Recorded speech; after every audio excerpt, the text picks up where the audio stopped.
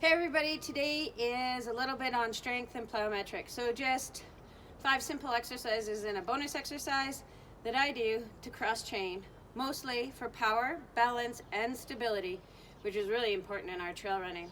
So always make sure you're warm. You can jog, you can walk, you can skip, that's my favorite. And if you want to make it fancy, you can make it fancy.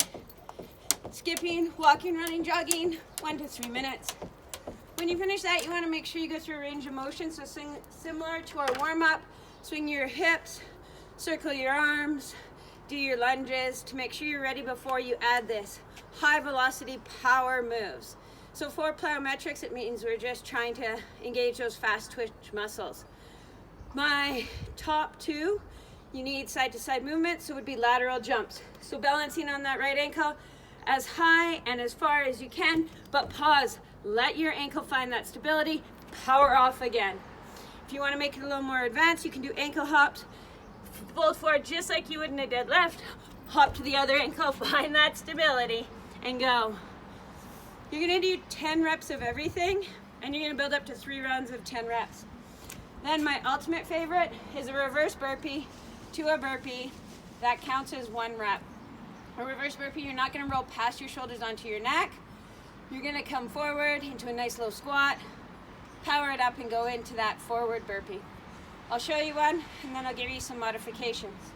So rolling all the way back to the shoulders, shift that weight forward in your squat, power it up, pop back into your plank, nice and solid, push up, pop forward back into that low squat, and repeat.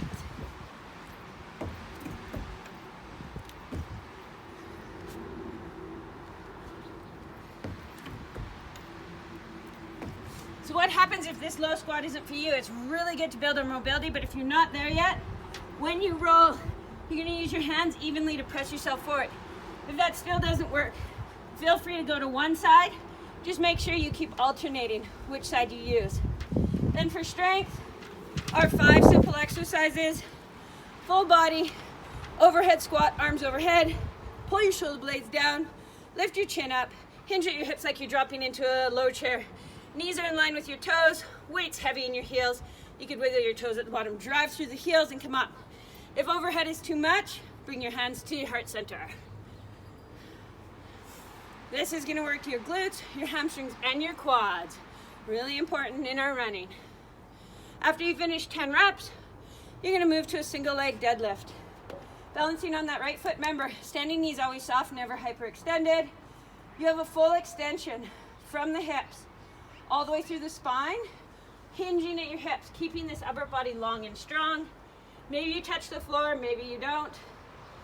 Maybe you want to add weights, maybe you don't.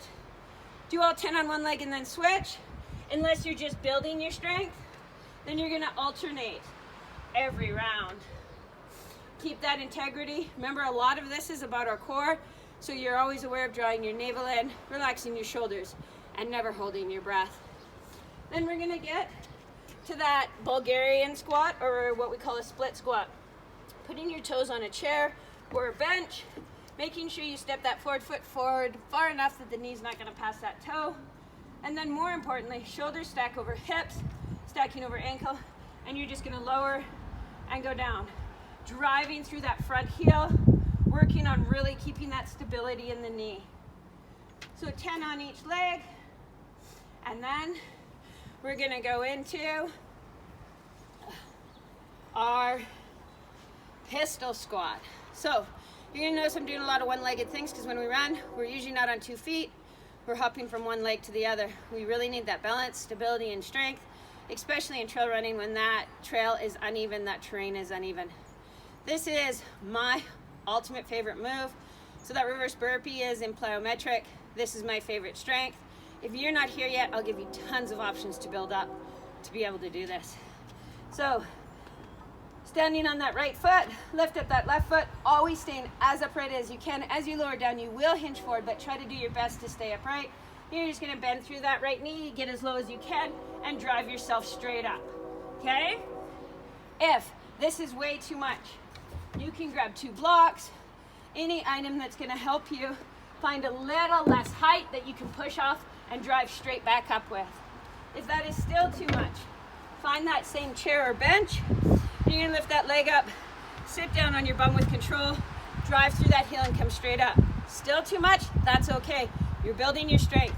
Lower down with that one leg, drop that foot, drive through your heels and come back up.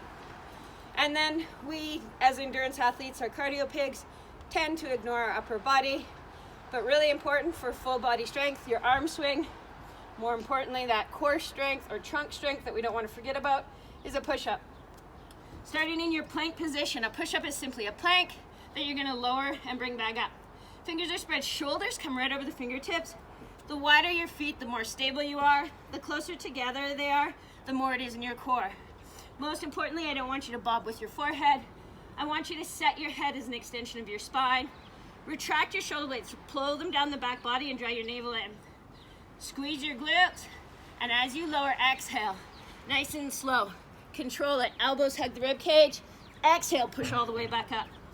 Inhale as slow as you can as you lower. Pause, straight back up. Really important, I want your chest to touch first and your bum to go up first. So no break dance in here. Really important. Take that plank line up and down 10 times. Do singles till you can build up to that 10. And then bonus is a pull-up. If you can find a bar or a branch, that's the best. Functional full body movement in your upper body. Thank you so much for taking the time to hear my tips. Build that strength, build that power, but most importantly, that balance and stability. Next week, I'm gonna bring you little segments of yoga for runners for recovery, yoga for runners for strength, yoga for recovers for balance and stability. Namaste, see you next week.